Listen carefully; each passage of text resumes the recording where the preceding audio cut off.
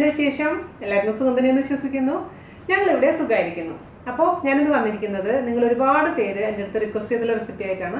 അതായത് അറബിക് തൂം, നമ്മൾ garlic sauce എന്നും പറയും, ഗാർലിക് പേസ്റ്റ് എന്നും പറയും. അപ്പോൾ ഇതിനു മുമ്പ് ഞാൻ 2 വീഡിയോസ് ഇട്ടിട്ടുണ്ടായിരുന്നു. അതായത് മയണൈസ് പാൽ വെച്ചിട്ടും അതുപോലെ തന്നെ മുട്ടയുടെ വെള്ള വെച്ചിട്ടാണ് ചെയ്തിട്ടുണ്ടായിരുന്നത്. അത് മിക്സിയിൽ തന്നെയായിരുന്നു. അപ്പോൾ ആ വീഡിയോ ചെയ്തപ്പോഴും നിങ്ങൾ എൻ്റെ അടുത്ത് ചോദിച്ചിട്ടുണ്ടായിരുന്നു ഈ തൂമും അതുപോലെ തന്നെ മയണൈസും തമ്മിലുള്ള വ്യത്യാസം എന്താണ് അല്ലേ? അപ്പോൾ ശരിക്കും ഒത്തന്റിക് വേയില് നമ്മൾ തൂമില് പാൽ ഒഴിക്കില്ല, അതുപോലെ വെള്ളമൊന്നും ആഡ് ചെയ്യില്ല. പക്ഷെ നിങ്ങൾക്ക് വേണമെന്നുണ്ടെങ്കിൽ ചെയ്യാമെന്ന് മാത്രം. അപ്പൊ ഇതിൽ വെളുത്തുള്ളിയും ഓയിലും ചെറുനാരങ്ങ നീരും ഉപ്പ് മാത്രമാണ് റിയൽ ആയിട്ടുള്ള സംഭവത്തിലുള്ളൂ. അപ്പൊ അത് ഡീറ്റെയിൽ ആയിട്ട് ഞാൻ വീഡിയോയിൽ പറഞ്ഞിട്ടുണ്ട്. അപ്പോൾ ചെറിയൊരു റെസിപ്പിയാണ്, ഈസി ആയിട്ടുള്ള റെസിപ്പി ആണെങ്കിൽ പോലും ഞാൻ ഡീറ്റെയിൽ ആയിട്ട് പറഞ്ഞിരിക്കുന്നത് എന്തുകൊണ്ടാന്ന് വെച്ചാൽ എൻ്റെ സബ്സ്ക്രൈബേഴ്സിന് ഒരിക്കലും തെറ്റ് വരാൻ പാടില്ല എന്നുള്ള ഒറ്റ കാരണങ്ങൾ കൊണ്ട് മാത്രമാണ്. അപ്പോൾ എല്ലാ പോയിന്റ്സും നിങ്ങൾ ശ്രദ്ധിച്ച് ഉണ്ടാക്കുകയാണെങ്കിൽ പെർഫെക്റ്റ് ആയിട്ടുള്ള തൂമ് നമുക്ക് ഉണ്ടാക്കിയെടുക്കാൻ പറ്റും. അതുപോലെ തന്നെ ഞാൻ ഈ വീഡിയോയിൽ എടുത്തു പറഞ്ഞിട്ടില്ലെങ്കിൽ പോലും, അതായത് ഞാനിതിൽ ഉപയോഗിച്ചിരിക്കുന്ന ഓയിൽ റൂം ടെമ്പറേച്ചറിലുള്ള ഓയിലാണ്, തണുത്ത ഓയിലല്ല കേട്ടോ. ആ കാര്യം ഞാൻ എടുത്തു പറയാൻ ആഗ്രഹിക്കുന്നു. അതുപോലെ തന്നെ നമ്മൾ തൂം ഉണ്ടാക്കി കഴിഞ്ഞാൽ നമുക്ക് ഒരു 3-4 ദിവസം വരെ ഫ്രിഡ്ജിൽ സൂക്ഷിക്കാൻ പറ്റും. അത് ടൈറ്റ് ആയിട്ടുള്ള കണ്ടെയ്നറിൽ സൂക്ഷിക്കാം. അതായത് ഗ്ലാസിന്റെ കണ്ടെയ്നറിൽ സൂക്ഷിച്ചാൽ മതി. പ്ലാസ്റ്റിക്കിൻ്റെ ഒന്നും നമ്മൾ ഉപയോഗിക്കാതിരിക്കണം ഏറ്റവും ബെസ്റ്റ്. അത് ഹെൽത്തിന് നല്ലതല്ല. അപ്പോൾ എപ്പോഴും ഫ്രിഡ്ജിൽ സൂക്ഷിക്കണം, പുറത്ത് സൂക്ഷിക്കാൻ പാടില്ല. അപ്പോൾ പക്ഷേ ഏറ്റവും നല്ലത് നമ്മൾ അപ്പം ഉണ്ടാക്കി കഴിക്കുന്നതായിരിക്കും. അപ്പോൾ എല്ലാവരും തയ്യാറാക്കി നോക്കുക. ഇഷ്ടപ്പെടുകയാണെങ്കിൽ ഷെയർ ചെയ്യാനും അതുപോലെ തന്നെ ലൈക്ക് ചെയ്യാനും മറക്കരുത്. അപ്പോൾ ഒട്ടും താമസിക്കാതെ നമുക്ക് എങ്ങനെയാണ് ഈസി ആയിട്ട് തൂം ഉണ്ടാക്കിയെടുക്കാം എന്ന് നോക്കിയിട്ട് വരാം. ഓക്കെ, അപ്പം നമുക്ക് അറബിക് സോസായ തൂം ഉണ്ടാക്കാൻ തുടങ്ങാം.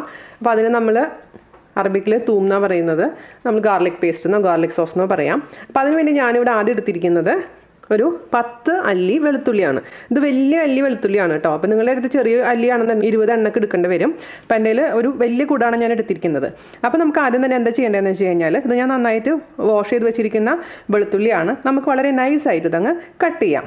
അതെന്തിനാണെന്ന് വെച്ച് കഴിഞ്ഞാൽ നമ്മൾ മിക്സിയിലിട്ട് അരയ്ക്കുമ്പോൾ പെട്ടെന്ന് തന്നെ അരഞ്ഞ് കിട്ടാൻ വേണ്ടിയിട്ടാണ് നമ്മൾ ചെറുതാക്കി കട്ട് ചെയ്യാൻ പറയുന്നത് കേട്ടോ. പിന്നെ വെളുത്തുള്ളി കട്ട് ചെയ്ത് ഒരുപാട് സമയം പുറത്ത് വെക്കാൻ പാടില്ല കേട്ടോ. അതിന് കളർ ചേഞ്ച് ആവും, ഒരു പച്ച കളർ വരാൻ തുടങ്ങും.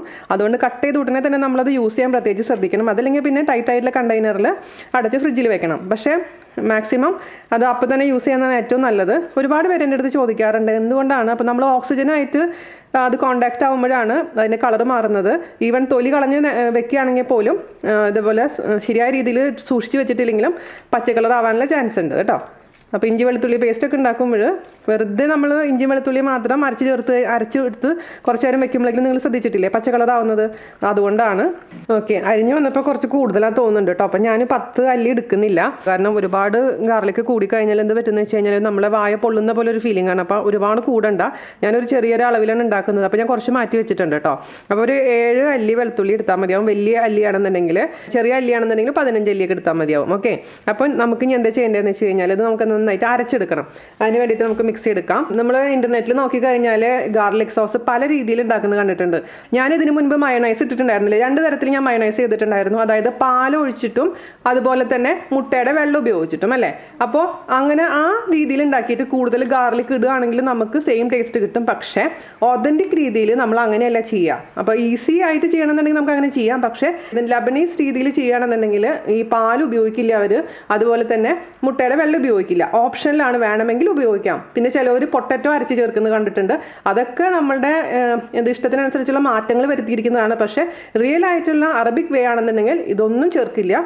വെറുതെ ഈ ഗാർലിക്കും അതുപോലെ തന്നെ ഓയിലും പിന്നെ ഉപ്പും ചെറുനാരങ്ങ നീരും മാത്രമേ ഉള്ളൂ കേട്ടോ. അപ്പം നമുക്ക് ആ രീതിയിൽ നമുക്ക് ചെയ്യാം. അപ്പം ഞാനിപ്പോൾ തൂം ഉണ്ടാക്കാൻ വേണ്ടിയിട്ട് ഒരുപാട് നാളുകളായി ഇതിൻ്റെ പുറകെയാണ്. കാരണം എനിക്ക് ഓത്തൻറ്റിക് രീതിയിൽ ഈ റെസിപ്പി ചെയ്യണമെന്ന് ആഗ്രഹം ഉണ്ടായിരുന്നു. കാരണം യൂട്യൂബിൽ നോക്കുമ്പോൾ ഒരുപാട് തൂമിൻ്റെ റെസിപ്പീസ് ഉണ്ടെങ്കിൽ പോലും ഈ രീതിയിൽ, അതായത് നമ്മുടെ ചെറിയ മിക്സിയുടെ ജാറിൽ ശരിയായ രീതിയിൽ ചെയ്യാൻ ഇതുവരെ കാണിച്ചിട്ടില്ല.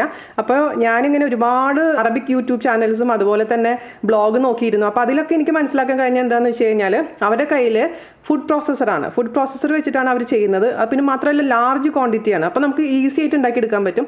അതുപോലെ തന്നെ നമ്മുടെ മിക്സിയുടെ ജാറിൻ്റെ മേലെ ഓപ്പണിംഗ് ഉള്ള ജാറില്ലേ, ആ മേലേക്ക് കൂടെ നമുക്ക് ഓയിൽ ഒഴിച്ചു കൊടുക്കാൻ സൗകര്യമുള്ള ജാറ് ഉള്ള മിക്സി ആണെങ്കിലും ഈസിയാണ്. പക്ഷേ എൻ്റെ അടുത്ത് ഇതുപോലെ കറക്റ്റായിട്ട് അടയ്ക്കാൻ പറ്റുന്ന ഇതുപോലെ ഓപ്പൺ ചെയ്യാനുള്ള സംവിധാനം ഇല്ല എൻ്റെ ജാറിന്. അപ്പോൾ അതുകൊണ്ട് എനിക്ക് കുറേ ലിമിറ്റേഷൻസ് ഉണ്ടായിരുന്നു. ഞാൻ പല രീതിയിലും ട്രൈ ചെയ്ത് നോക്കിയിട്ടും ആ ഒരു പെർഫെക്റ്റ് ടെക്സ്ചർ ഇതുവരെ കിട്ടിയിരുന്നില്ല. പിന്നെയാണ് മിനിയാന്നാണ് എനിക്ക് പെട്ടെന്ന് ഇങ്ങനെ ഒരു ഐഡിയ തോന്നിയത്. ഉറക്കത്തിലാണെങ്കിൽ പറയാം, സ്വപ്നത്തിൻ്റെ രീതിയിലാണ് എനിക്ക് തോന്നിയത്. കാരണം ഞാൻ കോൾഡ് കോഫി ഉണ്ടാക്കിയിട്ടുണ്ടായിരുന്നില്ല. അപ്പോൾ ആ ഒരു മെത്തേഡ് ഒന്ന് ട്രൈ ചെയ്ത് നോക്കിയപ്പോഴാണ് എനിക്ക് പെർഫെക്റ്റ് ആയിട്ട് കിട്ടിയത്. അതുവരെ എനിക്ക് കിട്ടിയിരുന്നില്ല. ഞാൻ ഉണ്ടാക്കും, ഫെയിലിയർ ആവും. പിന്നെ ഞാൻ എന്ത് ചെയ്യും, നമ്മുടെ സാധാരണ മയോണൈസ് പോലെ പാലൊക്കെ ഒഴിച്ച് റെഡിയാക്കി എടുക്കുമായിരുന്നു. കാരണം വേസ്റ്റ് ചെയ്യാൻ പറ്റില്ലല്ലോ, കുറേ വേസ്റ്റായി പോയിട്ടുണ്ട്. പക്ഷേ ഈ രീതിയിൽ ചെയ്തപ്പോൾ എനിക്ക് പെർഫെക്റ്റ് ആയിട്ടുള്ള ഓത്തൻറ്റിക് രീതിയിലുള്ള നമ്മൾ കടയിൽ നിന്ന് വാങ്ങിക്കുന്ന അതേ ടേസ്റ്റിൽ നമുക്ക് ഉണ്ടാക്കിയെടുക്കാൻ പറ്റി. പിന്നെ ഞാൻ ചിലവർ എന്നോട് പറഞ്ഞിട്ടുണ്ടായിരുന്നു ഗാർലിക് ഒന്ന് സ്റ്റീം ചെയ്തിട്ടുണ്ടാക്കി നോക്കൂ, അല്ലെങ്കിൽ ജസ്റ്റ് ഒന്ന് കുക്ക് ചെയ്തിട്ടുണ്ടാക്കി നോക്കാനൊക്കെ പറഞ്ഞു. ആ രീതിയിൽ ഞാൻ ട്രൈ ചെയ്തിട്ടുണ്ടായിരുന്നു. ഓവനിൽ വെച്ച് ജസ്റ്റ് ഒന്ന് ബേക്ക് ചെയ്തിട്ടുണ്ടാക്കി നോക്കി. പക്ഷേ അപ്പോഴൊക്കെ എനിക്ക് ആ ഒരു റിയൽ ആയിട്ടുള്ള ഗാർലിക്കിൻ്റെ ടേസ്റ്റ് ഫ്ലേവർ വരുന്നുണ്ടായിരുന്നില്ല. അപ്പോൾ പിന്നെ ഞാൻ ആ പരിപാടി വിട്ടു. ഡയറക്റ്റായിട്ട് എന്താ പറയുക, കുക്ക് ചെയ്യാത്ത ഗാർലിക് തന്നെയാണ് ഉപയോഗിക്കാൻ പോകുന്നത് കേട്ടോ. അപ്പോൾ നിങ്ങൾക്ക് നിങ്ങളുടെ രീതി എന്താണോ അതുപോലെ ചെയ്തോളൂ. കൂടുതൽ ഗാർലിക് കഴിക്കാൻ ഞാൻ പറഞ്ഞ പോലെ പൊള്ളുന്നൊരു ടേസ്റ്റ് വരും നമ്മുടെ വായിക്ക്. അപ്പോൾ ഒരു കൂടുതൽ ഗാർലിക് ഉപയോഗിക്കാൻ പാടില്ല. അപ്പോൾ ഞാൻ എന്താ ചെയ്യാൻ പോകണമെന്ന് വെച്ച് കഴിഞ്ഞാൽ മിക്സിയുടെ ജാർ എടുക്കാം, അതിലോട്ട് ഒരു 4 ഐസ് ക്യൂബ് ഇട്ട് കൊടുക്കാം. ചെറിയ ജാറാണ് ഏറ്റവും നല്ലത് കേട്ടോ. ചെറിയ ക്വാണ്ടിറ്റിയിൽ ഉണ്ടാക്കിയാൽ മതി. നമുക്ക് ബാച്ച് ആയിട്ട് ഉണ്ടാക്കാം.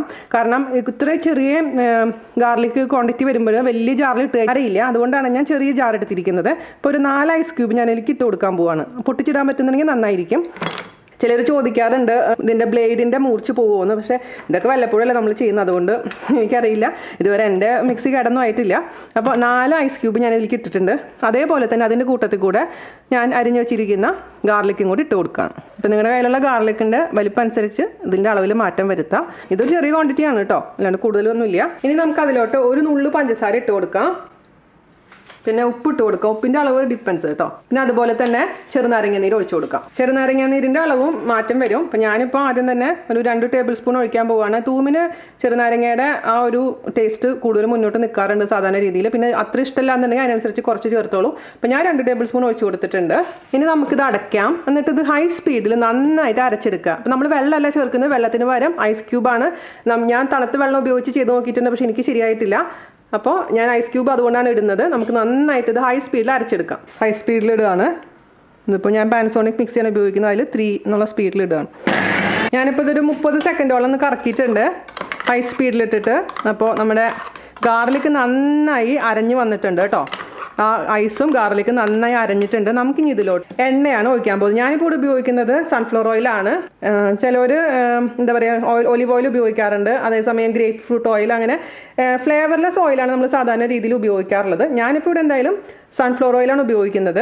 അപ്പോൾ 1/2 ഗ്ലാസ് സൺഫ്ലവർ ഓയിൽ ഞാൻ എടുത്ത് വെച്ചിട്ടുണ്ട്. നമുക്ക് ഒഴിച്ച് നോക്കണം. കാരണം ഒഴിച്ച് മിക്സ് ചെയ്ത് അടിച്ച് വരുമ്പോൾ നമുക്ക് അറിയാൻ പറ്റില്ല എത്ര ഓയിൽ വേണമെന്നുള്ള കാര്യം. അപ്പോൾ നിങ്ങൾക്ക് ഞാൻ പറഞ്ഞ പോലെ ഈ രീതിയിലെല്ലാം എന്നുണ്ടെങ്കിൽ ഇതിലേക്ക് പാലും ഓയിലും കൂടെ ഒഴിക്കേണ്ടി വരും. അത് സാധാരണ മയോണൈസ് ഉണ്ടാക്കുന്ന രീതിയാണ്. വീഡിയോയുടെ ലിങ്ക് ഞാൻ ഡിസ്ക്രിപ്ഷൻ ബോക്സിൽ തരാം. അപ്പോൾ ഞാൻ ഇതിലോട്ട് ആദ്യം കുറച്ച് ഓയിൽ ഒഴിച്ച് കൊടുത്തിട്ടുണ്ട്. ഒരു 1/4 ഗ്ലാസ് ഓയിൽ ഒഴിച്ച് കൊടുത്തിട്ടുണ്ട്. നമുക്കിത് ഇതേപോലെ തന്നെ ഹൈ സ്പീഡിൽ അടിച്ചു കൊടുക്കാം. ഇപ്പോൾ നമ്മുടെ കൺസിസ്റ്റൻസി ഇച്ചിരി ലൂസാണ് അല്ലേ. അപ്പോൾ അതിൻ്റെ അർത്ഥം എന്താണെന്ന് വെച്ചാൽ നമ്മൾ ഓയിൽ പോരാന്നാണ്. മാത്രമല്ല കുറേ നേരം അടിക്കുമ്പോൾ മിക്സിയുടെ ജാറ് ചൂടാവാനുള്ള ചാൻസ് ഉണ്ട്. അതുകൊണ്ടാണ് ഞാൻ ഐസ് ക്യൂബ് ഇട്ടിരിക്കുന്നത് കേട്ടോ. അപ്പോൾ നല്ല തണുത്തിരിക്കുന്നുണ്ട്. തണുത്തിരിക്കണം നമ്മുടെ ഈ ലിക്വിഡ്. ചൂടായി കഴിഞ്ഞാൽ ഇത് നന്നായിട്ട് ശരിയാവില്ല. അപ്പോൾ ഇതിലേക്ക് നമുക്ക് കുറച്ചും കൂടെ ഓയിൽ ഒഴിച്ച് കൊടുക്കണം. ഞാൻ കുറച്ചും കൂടെ ഓയിൽ ഒഴിച്ച് കൊടുക്കുകയാണേ. മൊത്തത്തിൽ ഞാൻ എത്ര ഓയിലായെന്ന് ഞാൻ പറഞ്ഞുതരാം നിങ്ങൾക്ക്. അപ്പോൾ വീണ്ടും കുറച്ച് ഓയിൽ ഒഴിക്കുക. എന്നിട്ട് വീണ്ടും ഇതേപോലെ 30 സെക്കൻഡ് അടിക്കുക. ഹൈ സ്പീഡിൽ അടിക്കാൻ പ്രത്യേകിച്ച് ശ്രദ്ധിക്കുക. ഇപ്പോൾ നോക്കൂ, അതിൻ്റെ തിക്നെസ് കുറച്ചും കൂടെ ഒന്ന് തിക്കായിട്ടുണ്ട് അല്ലേ.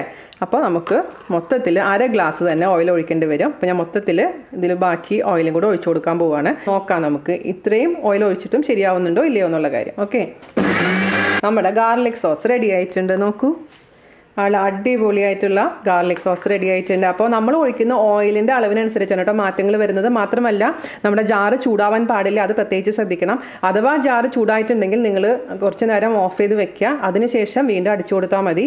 ചൂടായി കഴിഞ്ഞാൽ ഇതങ്ങ് പിരിഞ്ഞു പോകും, അത് പ്രത്യേകിച്ച് ശ്രദ്ധിക്കണം. ഓരോരുത്തരും ഉപയോഗിക്കുന്ന ഓയിലനുസരിച്ച് മാറ്റങ്ങൾ വരും. ഞാനിപ്പോൾ ഇവിടെ സൺഫ്ലവർ ഓയിലാണ് ഉപയോഗിച്ചിരിക്കുന്നത്. അതുകൊണ്ട് എനിക്ക് 1/2 ഗ്ലാസ്സാണ് വേണ്ടി വന്നത്. നമ്മുടെ കോൾഡ് കോഫിയിൽ പറഞ്ഞ പോലെ തന്നെ ഇപ്പോൾ ഇങ്ങനെ നോക്കുമ്പോൾ കുറച്ച് ലൂസായിട്ടുള്ള കൺസിസ്റ്റൻസി ആണെങ്കിലും നിങ്ങൾ പേടിക്കേണ്ട, സെയിം ടിപ്പ് തന്നെ ഉപയോഗിച്ചാൽ മതി. അതായത് വേണമെങ്കിൽ ഒരു പാത്രത്തിലോട്ട് പകർത്തിയതിന് ശേഷം ഒരു 5 മിനിറ്റ് നേരം ഫ്രീസറിൽ വെക്കാം. അപ്പോൾ ശരിക്കും നല്ല തിക്കായിട്ട് വന്നോളും. പക്ഷേ എനിക്ക് ഓൾറെഡി തന്നെ നല്ല തിക്കായിട്ട് വന്നിട്ടുണ്ട്. അപ്പോൾ ഞാൻ പറഞ്ഞ പോയിന്റ്സ് ഒക്കെ നിങ്ങൾ പ്രത്യേകിച്ച് നോട്ട് ചെയ്യാൻ മറക്കരുത്. കാരണം ഞാൻ ഇത്ര ഡീറ്റെയിൽ ആയിട്ട് നിങ്ങളുടെ അടുത്ത് പറഞ്ഞു തരാൻ കാരണം എന്താണെന്ന് വെച്ച് കഴിഞ്ഞാൽ ഞാനിത് ട്രൈ ചെയ്ത് എനിക്ക് ഒരുപാട് പ്രാവശ്യം ഫെയിലിയർ ആയിട്ടുള്ള റെസിപ്പിയാണ്. പക്ഷേ അറ്റ് ലാസ്റ്റ് എനിക്ക് സക്സസ് ആയി. അപ്പോൾ ഈ ഒരു ടിപ്പുകൾ നമ്മൾ മനസ്സിൽ വെച്ച് ചെയ്യുകയാണെങ്കിൽ തീർച്ചയായിട്ടും നിങ്ങൾക്ക് കറക്റ്റായിട്ട് തൂമുണ്ടാക്കി എടുക്കാൻ പറ്റും. ഓതൻറ്റിക് വേയിൽ അല്ലെങ്കിൽ ഈസിയാണ്. എൻ്റെ 2 റെസിപ്പീസ് നോക്കിക്കഴിഞ്ഞാൽ അതുപോലെ ചെയ്താൽ മതി. ഗാർലിക്കിൻ്റെ അളവ് കൂട്ടിയിട്ട് നമുക്ക് ചെയ്യാം. അപ്പോൾ അതൊക്കെ എന്താണ് നിങ്ങൾക്ക് താല്പര്യം അതനുസരിച്ച് ചെയ്തോളൂ. പക്ഷേ ഞാൻ ചെയ്യുമ്പോഴും എനിക്കത് കറക്റ്റ് രീതിയിൽ ചെയ്യണമെന്ന് ആഗ്രഹമുള്ളതുകൊണ്ടാണ് ഇത്രയും കാലം ഞാൻ വെയിറ്റ് ചെയ്തിരുന്നത്. അപ്പോൾ ഞാൻ ഫൈനലായിട്ട് ഇതിൻ്റെ ടേസ്റ്റ് ചെയ്ത് നോക്കട്ടെ. അടിപൊളി. എനിക്ക് കുറച്ചും കൂടി ലെമൺ ജ്യൂസ് വേണം. ബാക്കിയൊക്കെ നല്ല പെർഫെക്റ്റ് ആയിട്ടുണ്ട്. ആദ്യം നിങ്ങളൊരു കാര്യം ചെയ്യൂ, ഇത്രയും വെളുത്തുള്ളി എടുക്കണമെന്നില്ല. ചിലർക്ക് വെളുത്തുള്ളിയുടെ അത്ര കുത്ത് ഇഷ്ടമുണ്ടാവില്ല. അപ്പോൾ ആദ്യം ഞാൻ ഇത്രയും വലിയ വെളുത്തുള്ളി ആയതുകൊണ്ടാണ് 7 അല്ലി എടുത്തിരിക്കുന്നത്. അപ്പോൾ അതിന് പകരമായിട്ട് നിങ്ങൾ 5 അല്ലിയോ 4 അല്ലിയൊക്കെ എടുത്താൽ മതിയാവും. ചില വെളുത്തുള്ളിക്ക് നല്ല ഫ്ലേവർ ആയിരിക്കും, പക്ഷേ ചില വെളുത്തുള്ളി എത്ര എടുത്തു കഴിഞ്ഞാലും ആ ഫ്ലേവർ ഉണ്ടാവില്ല. അപ്പോൾ അതിനനുസരിച്ച് നിങ്ങൾ എടുക്കുന്ന വെളുത്തുള്ളി അനുസരിച്ച് ഇതിൽ മാറ്റങ്ങൾ വരും. ഈ ഒരു അളവിൽ ചെയ്ത് കഴിഞ്ഞാലും മോശമൊന്നും ആവില്ല, കാരണം ഇത് പെട്ടെന്ന് തന്നെ ചിലവായി പോകുന്നൊരു സംഭവമാണ്. ചെറിയൊരു മധുരം ചേർക്കുന്ന എന്തിനാണെന്ന് വെച്ച് കഴിഞ്ഞാൽ ആ ടേസ്റ്റ് ഒന്ന് ബാലൻസ് ചെയ്ത് കിട്ടാൻ വേണ്ടിയിട്ടാണ്. ആ മധുരം ഇമ്പോർട്ടൻ്റ് ആണ്. സ്വീറ്റ് അവോയ്ഡ് ചെയ്യരുത്, അതായത് ഷുഗർ അവോയ്ഡ് ചെയ്യാൻ പാടില്ല. ഞാൻ ഒരു നുള്ളു മാത്രമേ ഇട്ട് കൊടുത്തിട്ടുള്ളൂ, പക്ഷേ പെർഫെക്റ്റ് ആയിട്ട് നമുക്ക് വന്നിട്ടുണ്ട്. ഇത്രേ ഉള്ളൂ പരിപാടി. എനിക്ക് കുബൂസിൻ്റെ റെസിപ്പി ചെയ്യണമെന്ന് പറഞ്ഞാൽ ഒരുപാട് റിക്വസ്റ്റ് വരുന്നുണ്ട്. തീർച്ചയായിട്ടും ഞാൻ ചെയ്യാം. കുറച്ചൊരു സാവകാശം എനിക്ക് വേണം. എൻ്റെ കൈ ഇച്ചിരി വേദനയുണ്ട്, അപ്പോൾ എനിക്കിപ്പോൾ ചെയ്യാൻ പറ്റില്ല. അതുകൊണ്ട് എൻ്റെ കൈയിൻ്റെ വേദനയൊക്കെ മാറുമ്പോൾ തീർച്ചയായിട്ടും ഞാൻ നിങ്ങൾക്ക് കാണിച്ചു തരാം. ഞാനൊരു സെർവിങ് ബൗളിലോട്ട് മാറ്റട്ടെ.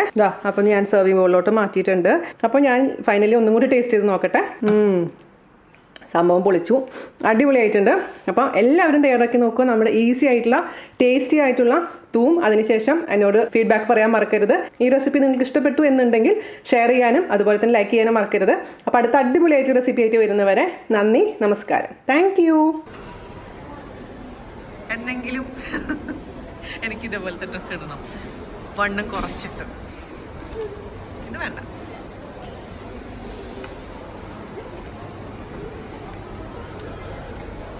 അതെന്നെ കുട്ടി ഉള്ളു.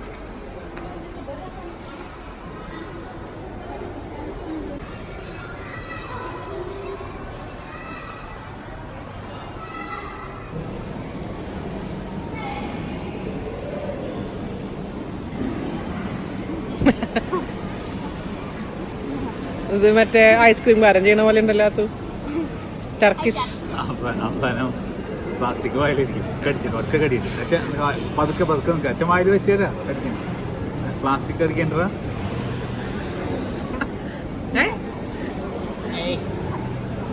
അവസാനം കഴിഞ്ഞില്ലേ? Tata bye bye.